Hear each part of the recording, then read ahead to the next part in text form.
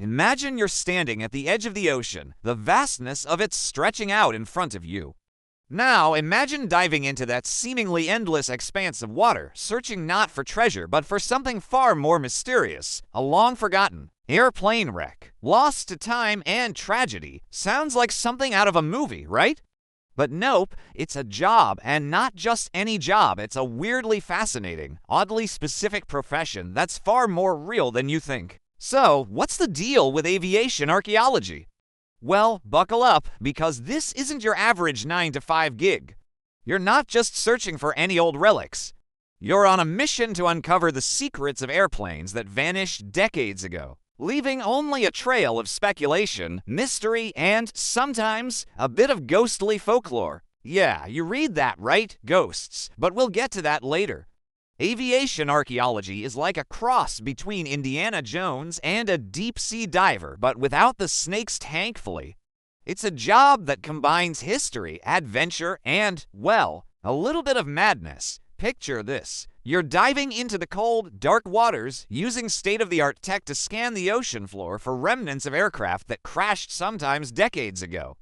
These aren't just any crashes either. We're talking about World War II bombers that went missing during dogfights, vintage passenger planes that vanished mysteriously, and even the occasional government experiment that never made it to the history books. But why would anyone want to do this? Well, there's something about uncovering the secrets of the past that gets under your skin. It's like solving a puzzle, but instead of pieces, you're dealing with twisted metal, old documents, and, occasionally, human remains. Not as fun as finding treasure, but hey, history is messy. The kicker, most of these wrecks are hidden, in places you'd never expect, like remote parts of the Pacific or deep in the Arctic Ocean, places so isolated that even the best tech sometimes struggles to help you find what you're looking for. So, how do aviation archaeologists actually do their job?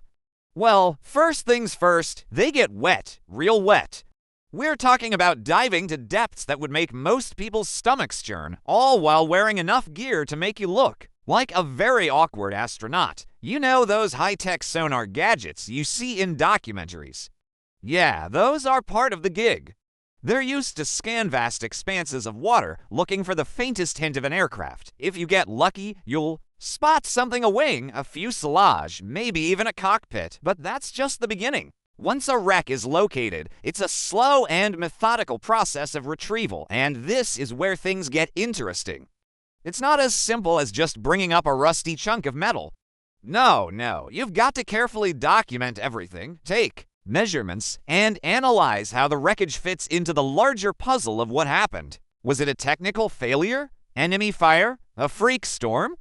Each piece of wreckage has a story to tell, and it's the archaeologist's job to decipher it. Here's the thing that might blow your mind. Many of these wrecks have been lost for decades. We're talking about planes that disappeared during World War II or earlier. That means every find is a little piece of history waiting to be pieced together. But let's face it, diving into the unknown isn't exactly a career for the faint of heart. It's not just about recovering relics. It's about resurrecting the past, one submerged wreck at a time. Now, let's talk money. Because let's face it, all the diving, the wrecks, the adventure, none of it really matters if you're not getting paid. So, how much does an aviation archaeologist rake in for their underwater treasure hunts? Well, here's the thing. The pay isn't great. We're not talking about swimming in gold bars like Scrooge McDuck, but it's decent. You might start around $50,000 a year, and with experience and recognition in the field, that could bump up to $80,000 or more.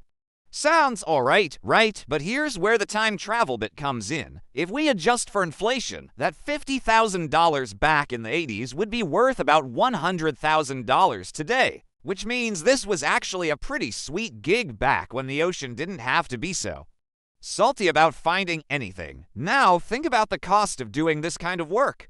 You're not just showing up with a snorkel and flippers. We're talking about high-tech sonar, underwater drones, scuba gear, and let's not forget the travel expenses to get to the most remote parts of the world. So yeah, the job doesn't come cheap, but it does come with adventure, which, let's be honest, is priceless. And now for the spooky part. You didn't think we'd go through all this without a little mystery, did you? There's a famous urban legend that's been passed around among aviation archaeologists for years. Legend has it that one particular wreck, a long-lost bomber from World War II, was never meant to be found.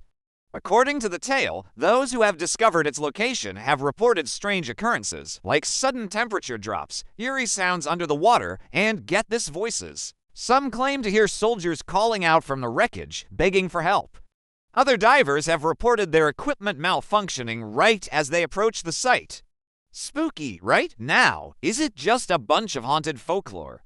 Or is there something genuinely eerie about these forgotten wrecks? You decide. But one thing's for sure, the deeper you dive, the more mysterious things get. And it's not just the wrecks that hold secrets. Sometimes it's the people who are drawn to uncover them.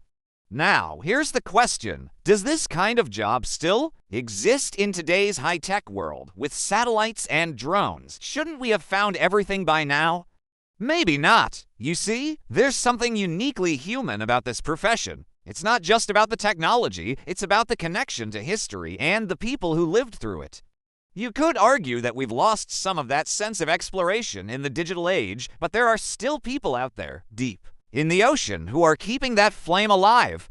So, next time you hear about a job that seems too bizarre to be true, remember this one.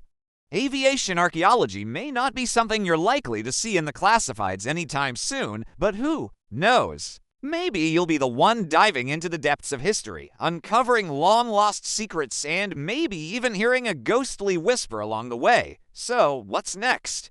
Well, maybe you'll be the one who uncovers a wreck of your own, or maybe you'll stick to binge watching documentaries about it.